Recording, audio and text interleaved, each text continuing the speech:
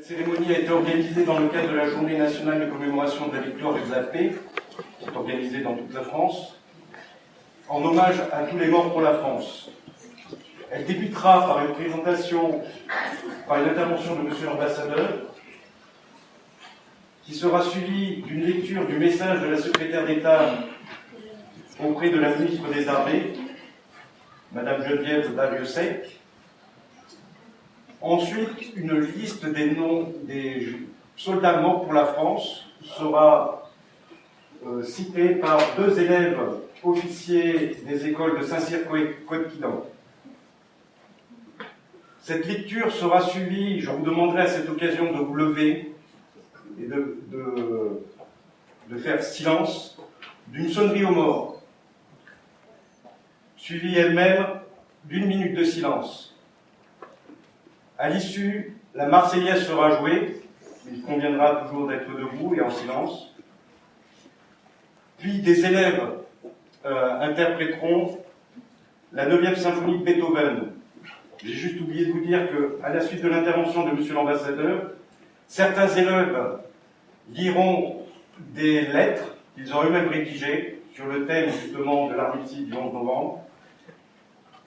Et ensuite, des lettres de poilus seront lues également par des élèves. Je demande à l'assistance de bien vouloir couper les sonneries de téléphone avant le début de la cérémonie. Bonjour à tous. Monsieur le proviseur, mesdames et messieurs les enseignants, mesdames et messieurs, chers élèves, la guerre est une chose horrible, c'est entendu. Pour les élèves français et européens parmi vous, c'est un souvenir sans doute lointain. On a un peu oublié ce que c'était que la guerre. Même la Deuxième Guerre mondiale s'éloigne. Vos grands-parents sont sans doute, même vos grands-parents sont sans doute trop jeunes pour l'avoir vécu et vous en porter le témoignage, le souvenir. Et bien sûr, les films, les jeux vidéo dans lesquels on voit la guerre ne rendent absolument pas compte des souffrances que la guerre emporte. C'est un peu différent pour les élèves géorgiens. Parce que la guerre a été ici très présente. Dans les années 90, beaucoup, alors vous n'étiez pas nés dans les années 90 pour la plupart d'entre vous, même pour les élèves, j'entends, mais beaucoup racontent quand même ces années de violence, ces années d'insécurité dans les rues. En 2008, Tbilissi, la ville où vous habitez, était encore bombardée, il y avait des tanks à proximité. C'est le président français d'ailleurs qui s'était interposé pour ramener le calme. Il ne faut pas oublier ce que c'était que la guerre. Il ne faut pas rester dans l'idée que la guerre, c'est une espèce de chose un peu héroïque comme on voit à la télévision. Il y a 101 ans, se terminait une guerre affreuse qui a déchiré l'Europe pendant 4 ans, qui a fait des millions de morts, brisé des vies de millions de jeunes. 4 ans pendant lesquels des jeunes hommes, des jeunes femmes aussi, mais surtout des jeunes hommes, en France, dans le monde entier, se sont terrés dans la boue, dans des tranchées, ont été soumis à la terreur de bombardements tous les jours. Tous les jours où vous le voyez, il y avait des bombardements. Un tiers des jeunes hommes français âgés de 18 à 27 ans sont morts pendant cette guerre. C'est un chiffre glaçant. N'oublions pas que pendant ce temps-là, les femmes aussi s'épuisaient à la guerre, à la tâche, dans les usines, dans les hôpitaux, afin de soutenir l'effort de guerre, et que les familles s'inquiétaient également. De l'Artois, dans le nord de la France, aux Vosges, dans l'est de la France, en passant par la Marne, Verdun, la Somme, de nombreuses régions de ce conflit sont encore aujourd'hui complètement dévastées. Ou ont été plutôt complètement dévastées et souffrent encore aujourd'hui de ces traces. Encore aujourd'hui, lorsque des agriculteurs font passer un tracteur dans les champs, il leur arrive de trouver un obus, une bombe. Alors soudain, il faut tout arrêter pour le temps de déterrer correctement ces obus. Donc la guerre est une chose horrible. Et la question est de savoir comment faire pour éviter la guerre. Et comment faire pour vivre en paix. C'est notre travail à tous à l'ambassade de France. C'est le travail de beaucoup d'autres gens. Et en France comme en Géorgie, on sait que éviter la guerre, assurer la paix, ce n'est pas possible sans une armée forte, sans une armée capable de défendre le territoire. Capable aussi de se déployer loin de chez nous, de se déployer par exemple à Raqqa, ou en Syrie, ou au Mali, parce que l'ennemi y prépare, y planifie des opérations contre nous. Et je veux rendre hommage aujourd'hui, comme je l'ai fait d'ailleurs mercredi dernier, dans la conférence de l'OTAN qui s'est tenue à Batumi, aux soldats géorgiens qui sont déployés à côté des soldats français, dans ses opérations de maintien de la paix un peu partout dans le monde, et notamment en République centrafricaine, mais aussi en Afghanistan. Alors pourquoi sommes-nous ici aujourd'hui? Pourquoi se souvenir de cette chose-là aujourd'hui? Le 11 novembre a été décrété Journée du souvenir français et des anciens combattants. Il ne s'agit pas uniquement de célébrer la victoire en 1918. Il s'agit de rendre hommage à toutes les personnes qui sont mortes pour la France à cette période-là, depuis et aussi avant. Et il faut aussi se souvenir qu'en 2019, encore aujourd'hui, il y a des jeunes Français qui s'engagent jusqu'à mettre leur vie en danger pour défendre notre pays, pour défendre notre liberté, pour défendre nos idéaux. Cette année, 2018-2019, depuis le 11 novembre dernier, depuis la cérémonie qu'on a eue l'année dernière, 5 soldats français sont morts pour la France au cours d'opérations extérieures. Et je voudrais saluer leur mémoire. La Géorgie a aussi connu la guerre, connaît aussi la guerre, connaît aussi l'affrontement aujourd'hui. Et je tiens aussi à rendre hommage à tous les anciens combattants géorgiens, nos soldats géorgiens morts au combat cette année. Cette année, on a une opération particulière à l'ambassade de France. Comme vous savez, on a lancé l'action du bleuet. Le bleuet, c'est cette chose-là que je porte à mon revers de ce costume. C'est une fleur bleue que nous portons parce que quand on donne de l'argent pour les anciens combattants, on peut porter cette fleur pendant les 10 premiers jours du mois de novembre. C'est pour ça que je la porte ici.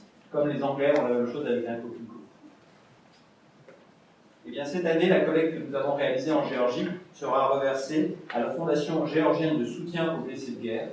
Et nous aurons ce soir une cérémonie à la résidence justement pour décorer un certain nombre de Géorgiens et pour leur remettre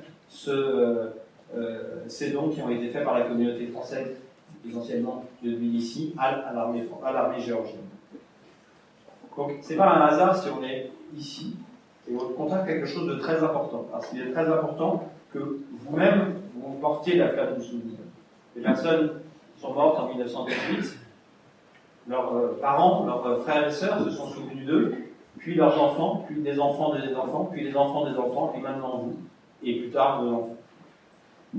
Il faut se rappeler des sacrifices de nos aînés, parce que la France n'est pas tombée du ciel, elle s'est faite progressivement pendant toutes ces années, et pendant toutes ces opérations. Et c'est comme ça que nous pouvons lutter pour que dans le monde règne la paix, et dans le monde règne la liberté. En 2018, on avait pensé que la Première Guerre mondiale serait la fin de toutes les guerres. On l'avait appelée la dernière des guerres, la dernière des dernières guerres. Bon, 101 ans après, on ne peut pas dire que cet objectif a été parfaitement réalisé. Les conflits continuent à déchirer des régions entières. Et donc c'est important de toujours avoir à l'esprit cette nécessité de construire la paix, de se souvenir de ceux qui ont fait la paix du passé et de relayer leurs efforts. L'année dernière, pour faire ça, une émouvante exposition photographique était hébergée par l'École française du Bocal. J'étais pas encore là, donc j'ai pas pu la voir, mais j'en ai entendu parler. Cette année, vous allez nous lire des extraits de lettres, de poilus, qui permettront de se souvenir de ce que c'était. Voilà, ces lettres sont le meilleur témoignage possible, parce que c'est leur voix que nous allons entendre à travers vos voix à vous. Je vous remercie, les élèves, je remercie vos enseignants, de tout le travail que vous avez accompli pour cette journée, très importante pour notre pays, pour nos pays, que sont la France et la Géorgie. Vous entretenez cette mémoire, vous êtes les garants de ce souvenir, de ça je vous remercie.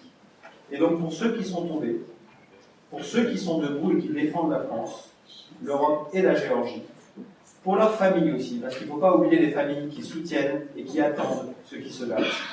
Ceux-là, nous sommes avec eux aujourd'hui, ceux-là, nous ne les oublierons jamais.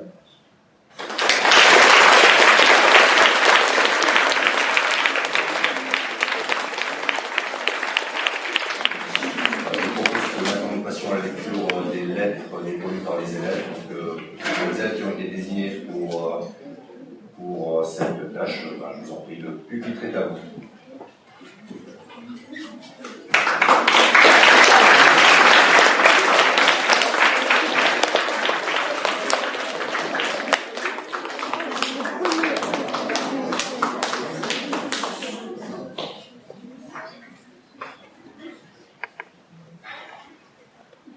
Je suis un soldat anglais. Je viens d'arriver en France. Les Allemands ont décidé d'attaquer la Belgique. Ils veulent encercler la ligne Maginot. en passant 750 000 soldats via un pays neutre. Je suis prêt à combattre pour la France et défendre l'Europe ennemie qui veulent la détruire. Avec notre supériorité navale, je suis sûr que les envahisseurs ne pourront jamais nous défier en mer. C'est pour l'honneur que je me bats, c'est pour le bien-être de l'Europe que je me bats. Ce sont des sauvages, ces Allemands. Ils n'ont aucun sens de l'honneur, aucune morale. Ils veulent régner sur l'Europe, mais ils ne l'auront jamais. Je reste motivé. La vie est plus difficile que je ne l'imaginais. J'ai lu quelques lettres qui nous parlaient de la vie sur le front. 5 ou 6 mots furent effacés. La vie est, comme je l'ai déjà mentionné, bien différente.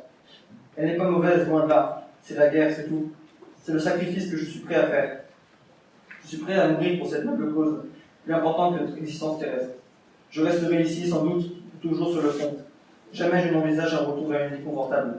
Je vais souffrir, je vais mourir. Grâce à mon sacrifice, le peuple de l'Europe survivra. Grâce à moi, grâce à mes vaillants camarades. En octobre 1915. Il y a 2 semaines, j'ai tué un homme dans la bataille de Loos. Je n'arrive pas à ôter cette image de ma mémoire. On était sur le point d'attaquer les positions allemandes. On m'a donné une sorte de masque pour le mettre sur ma tête. Je ne pouvais presque rien voir. Il m'était très difficile de respirer. Une salve de gaz a été envoyée en direction des Allemands. J'ai appris plus tard que ce gaz était toxique. 14, 142T, 142T, gaz chloré, je me souviens. Je comprends que je combats en faveur du bien. Et cette attaque au gaz était nécessaire.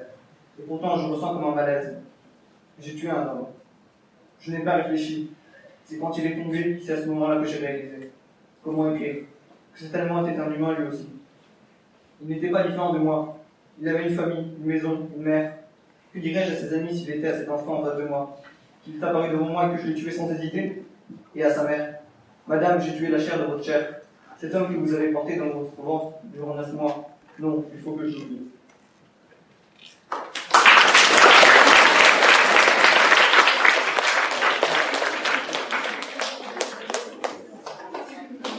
Le soir même, les conditions de vie ici deviennent de plus en plus difficiles à supporter. Je n'ai presque rien à manger. Je dors dans la boue et respire le corps en putréfaction. Les obus peuvent tomber sur nous à chaque seconde. Ma famille me manque, mon lit me manque, une vie normale me manque. Charles est le seul des camarades qui me soutient dans cette épreuve. Tous les jours, je sens que la mort s'approche et me cherche. En plus, les Français ne nous remercient pas. On souffre pour eux, pour leur pays. Peut-être que combattre pour la France n'était pas une bonne idée. Je ne veux plus tuer, et surtout, je ne veux plus risquer d'être tué pour la France. Pour un combat qui ne me concerne pas, il faut que cette guerre se termine, qu'elle se termine au plus vite, peu importe son mission. 17 septembre 1916. Mon ami Charles vient de mourir. Charles. S'il y a un Dieu, ce Dieu n'aime pas le col qui l'a créé. Charles était bon, un homme qui voulait le bien, combattre pour le bien, mourir pour le bien. On n'a même pas retrouvé son corps. Tous ces rêves d'un monde parfait disparus. Avec lui, ces dernières paroles courent encore dans mon esprit. Je te reverrai en Angleterre et je t'inviterai en Écosse où cette guerre sera terminée. Je t'en fais la promesse. Voilà ce qu'il m'a dit avant de s'élancer vers la mort. Je n'en peux plus. J'en peux plus. Il faut que je m'échappe. Il faut que je me cache quelque part, n'importe où. Je vais laisser les Allemands prendre ce qu'ils veulent. La terre contre ma vie sauve. J'en peux plus. Non, je n'en peux plus. J'ai vécu dans la souffrance, dans cet enfer, supportant tous les ordres donnés par de nombreux officiers. Ils nous utilisent comme des machines. Ils envoient encore des milliers d'hommes mourir sans guerre. Que se passera-t-il quand je me retrouverai à nouveau face aux ennemis? Je mourrai. Non, il faut que j'y échappe. Il faut que je me cache.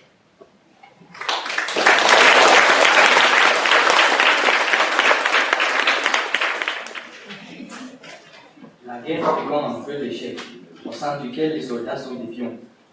C'est un jeu où le destin des gens est décidé par le gouvernement. Même les gens qui sont contre la guerre sont obligés d'y participer. Des millions de morts, des vies prises pour un jeu, il n'y aura jamais de gagnant. Moi, je suis contre la guerre. Je suis là dans une tranchée, victime des jeux politiques. Je suis un scientifique. Ma place est dans un bureau ou dans un laboratoire, mais sûrement pas au fond. Je suis obligé de tuer des êtres humains innocents, des personnes qui ont subi le même destin que moi. Je pense à la souffrance des familles lorsqu'ils apprennent que leur fils parti au combat est mort. Apprendre qu'il est mort pour rien. Un autre qui ont perdu. Chaque seconde, on entend des bruits d'explosion, des obus ou des hurlements qui me pétrifient. Les corps de soldats jonchent le sol. L'odeur me rend malade. L'hygiène fait défaut. C'est un véritable enfer. Je me souviens d'un pays avec une nature riche et variée, mais ici c'est tout le contraire. Des villages rasés, des arbres morts, des plantations détruites, et la belle nature verte devenue incolore. Des gens qui attirent, et des gens qui quittent leur maison pour se sauver, pour survivre. Je vois comment la guerre change ma perspective sur la vie. Chaque jour, je ressens l'horreur anéantir mes bonnes pensées. Je suis devenu un homme brisé, avec pour seul objectif, tuer pour sauver ma peau. Je suis un homme sans pensée, perdu sur une étendue de terre volante, sur le dégradé de tranchées, qui elle-même dégrade l'humanité. J'espère qu'un jour, tout cela s'arrêtera.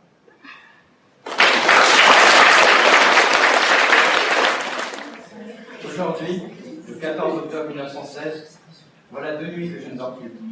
J'ai tué 3 soldats français blessés sans défense, qui pourtant se rendaient. J'ai exécuté l'ordre de mon supérieur, malgré l'inhumanité de l'acte. Je suis complètement perdu dans cette guerre barbare. Je n'arrive pas à comprendre les raisons de cette tuerie. Des hommes qui, avant le début de cette guerre, étaient des maris et des pères. Je suis là de me battre pour une cause qui ne m'est chère. Peut-être qu'un jour, quelqu'un qui lira ces pages, que la réalité triomphera sur la censure. Qu'est-ce qui leur donne le droit de lire nos lettres, de nous arracher la liberté de nous exprimer, la liberté d'écrire ce que nous vivons dans les tranchées. On souffre et on ne peut même pas se plaindre. Je veux que le peuple sache, je veux que ma chère Adélaïde le sache. On ne dort pas, on ne mange pas, on ne respire pas. La nuit, on s'allonge sur nos lits, debout, entassés comme des cadavres. Sans doute, les rats nous prennent pour des corps quittés par leur esprit, quand ils se mettent à grignoter nos visages et nos mains. Ils ne se trompent pas, bientôt, on deviendra tous un repas pour eux. Les hommes fondent sous la pluie d'obus. Sur le Johannesland, on retrouve des bras, des pieds, des yeux, qui errent seuls, le goût parfum des corps en décomposition, des déchets humains, des hommes qui ne se sont pas lavés depuis des semaines, des obus et des nappes de gaz qui nous déchirent les narines. On se répète souvent que nous allons nous y habituer. C'est faux. Cette odeur est si répugnante que même après avoir passé des jours et des nuits dans ces tranchées, elle reste là pour nous rappeler, constamment, qu'on ne peut pas échapper à cette guerre. La peur constante de l'attaque ennemie nous empêche de fermer les yeux. Le petit matin, il est déjà temps de nous lever. Une portion de 300 grammes de pain, ration de guerre, est censée nous satisfaire pour toute la journée. Après ce délicieux petit déjeuner, il est temps de commencer la tuerie des pauvres soldats français. Telle belle notre vie, n'est-ce pas?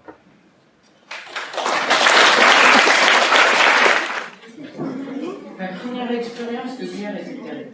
Je ne me souviens que brièvement de la première fois où je me suis confronté à lui. J'étais paralysé. Je me souviens seulement du bruit souche des mitrailleuses et des explosions. Des obus nous tombaient dessus, camouflant les cris de désespoir et de douleur des soldats apeurés et blessés. La terre était jonchée de cadavres et de flaques de sang mêlées à la boue. Certains hurlaient de peine ou gémissaient. Ils étaient encore vivants, mais nous ne pouvions pas tous les sauver.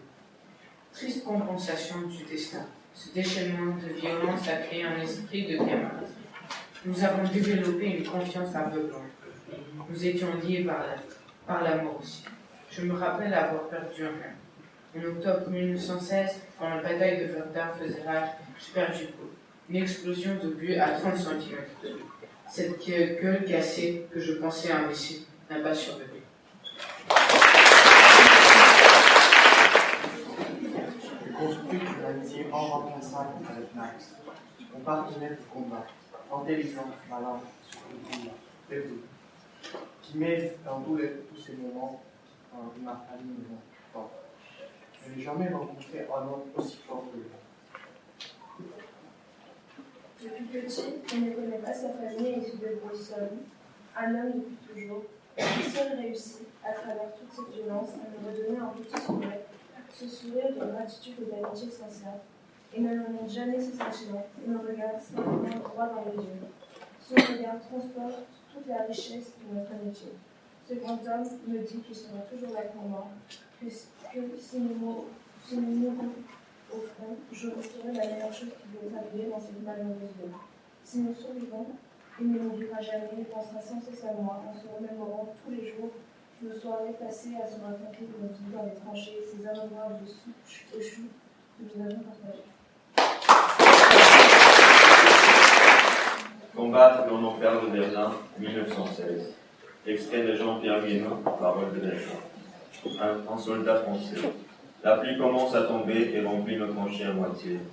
Nous sommes tombés jusqu'aux os, sanglants de froid, et nous souffrons, avant tout de la faim et de la soif, car nous ne pouvons être ravitaillés. Un soldat allemand. Des odeurs de cadavres qui n'ont plus d'être enterrés s'élèvent des anciennes tranchées françaises ravagées. Quand vient le vent du nord avec son épouvantable odeur de putréfaction, avec la puanteur des grenades de soufre et de phosphore, et quand le feu de batterie reprend, un air qui sont mis à rude travaux. Soldat français. Imagine ce que peut être un assaut à l'arme blanche. Ces aciers fins et blancs au bout des fusils tenus par nos mains crispées. Ce combat est ce que l'on peut demander de pire à nos corps frêles, tremblants. Nous arrivons tout près des boches et un terrible corps à corps s'engage. Les fusils ne peuvent plus nous servir et c'est à l'aide de nos pelles que nous frappons. Je saigne du nez et des oreilles. Je suis fou. Je ne vois même plus le danger.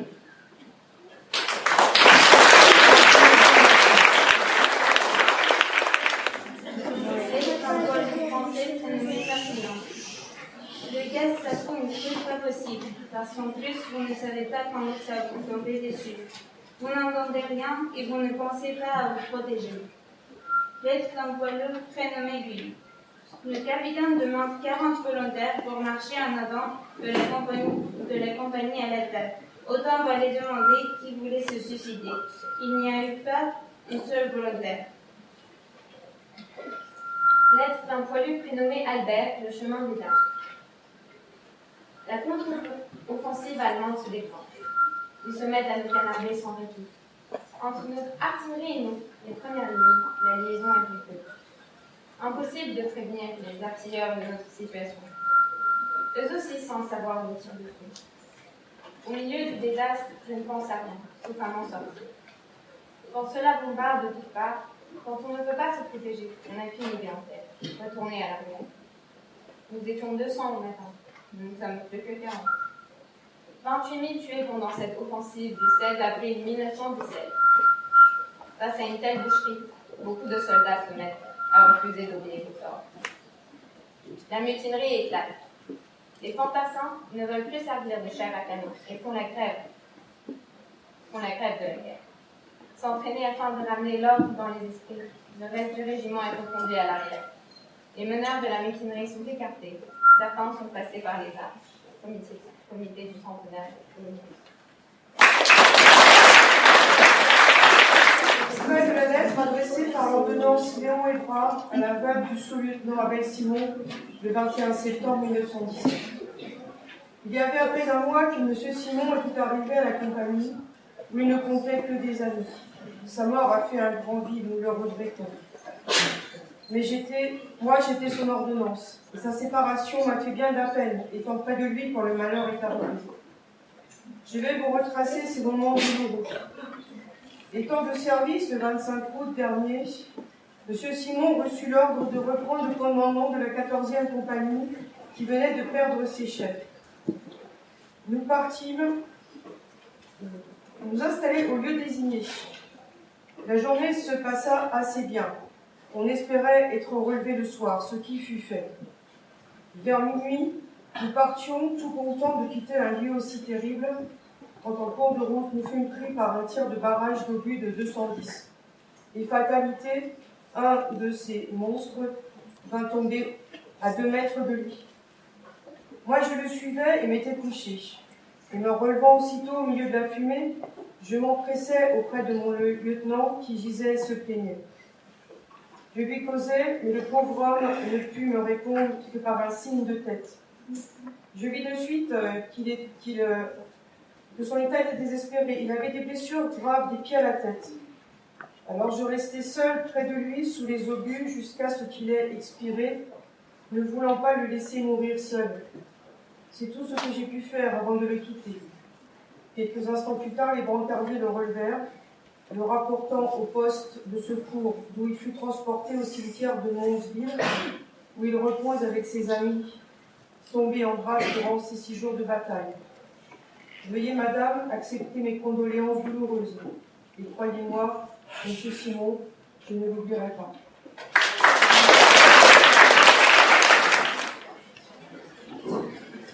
Je vais maintenant procéder à la lecture de la lettre de madame Dariussec, qui est secrétaire d'État auprès de la ministre des Armées. Ces mots seront lus aujourd'hui dans toute la France, dans tous les régiments français qui commémorent le 11 novembre.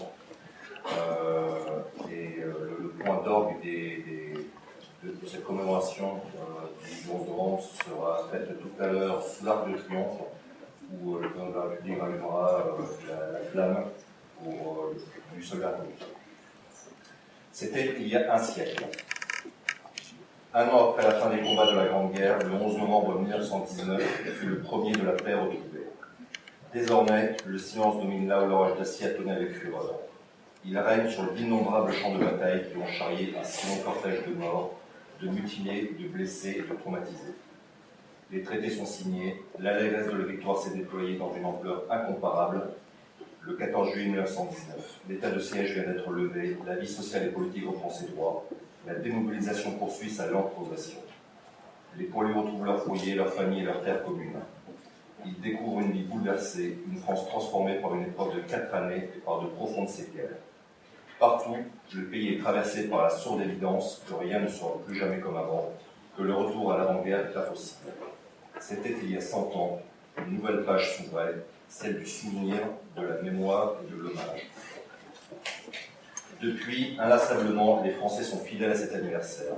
En ce jour, dans les nécropoles, devant les monuments aux morts, sur les places de nos villes et de nos villages, toutes les générations, unies et solidaires, se rassemblent et se recueillent. La nation se souvient de ceux qui se sont battus pour elle entre 1914 et 1918. Elle n'oublie pas ses enfants tombés au champ d'honneur sur tous les fronts, d'Orient et d'Occident. Elle n'oublie pas le sang versé par des soldats venus d'Afrique, d'Asie, du Pacifique et d'Amérique. Elle salue toutes les nations alliées qui ont partagé le même combat. Les noms gravés sur nos monuments aux morts nous rappellent constamment les valeurs d'honneur, de courage, de dévouement et de bravoure. Depuis 2012, chaque 11 novembre est aussi l'occasion d'honorer toutes les filles et les fils de France qui, dans tous les conflits, hier comme aujourd'hui, ont accompli leur devoir jusqu'au don suprême. En ce jour, la nation rend un hommage particulier aux soldats morts pour la France en opération extérieure. En inaugurant un monument national en leur mémoire, le président de la République inscrit dans la pierre, comme dans les mémoires, la reconnaissance pleine et entière de tout un peuple pour ses combattants. Au lieu de la mémoire nationale, ce monument aux morts pour la France en opération extérieure est aussi un rappel. La préservation de notre indépendance, de notre liberté et de nos valeurs repose sur ceux qui ont donné leur vie pour la défendre. Nous allons maintenant passer à la lecture des noms des soldats morts pour la France cette année.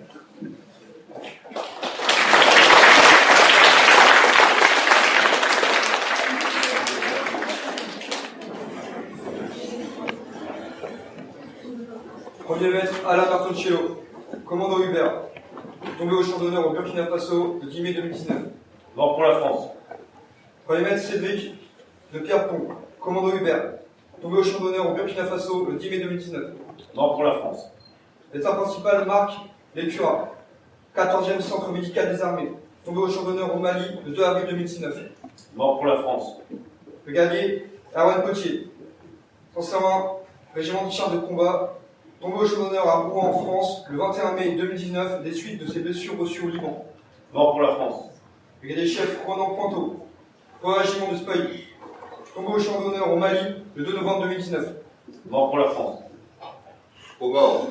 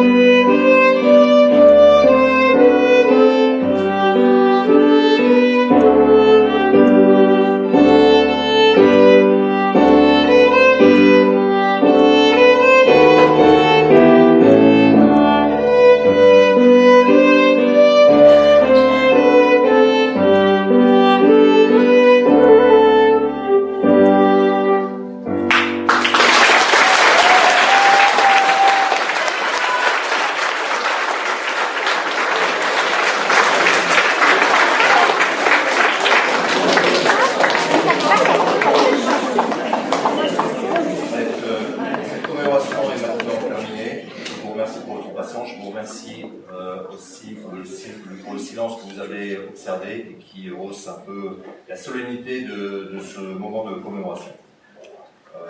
Les élèves sont maintenant à la disposition de leur professeur et vous pouvez vaquer vos occupations.